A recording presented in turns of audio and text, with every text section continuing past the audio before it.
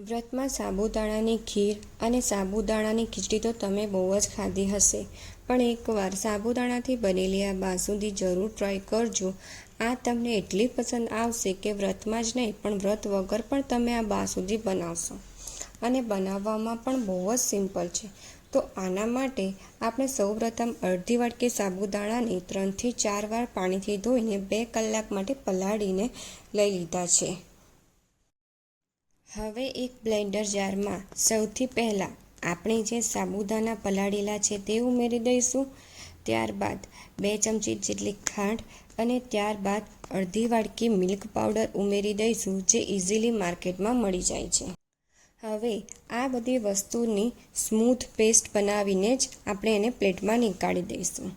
ત્યારબાદ હાથ ઉપર થોડું ઘી લગાડીને પેસ્ટમાંથી નાની નાની ગોળીઓ તૈયાર કરી લઈશું અને હવે તેને આ બધી ગોળીઓને 5 મિનિટ રેસ્ટ કરવા મૂકી દઈશું. હવે બીજી બાજુ એક કઢાઈમાં 500 ગ્રામ જેટલું ફૂલ ફેટ દૂધ લઈ લેવાનું છે અને તેને ગરમ કરી લેવાનું છે. તેમાં ત્યારબાદ ઝીણા સમારેલા કાજુ, ઝીણા સમારેલા પિસ્તા, બદામ, ખાંડ અને છેલ્લે કેસર ઉમેરીને દૂધને થોડા સમય માટે ઉકળવા દેવાનું છે. હવે દૂધ ઉકળી ગયા પછી તેમાં આપણે જે નાની નાની સાબુદાણાની જે ગોળીઓ બનાવી છે તે એક એક કરીને તેમાં મૂકતા જઈશું.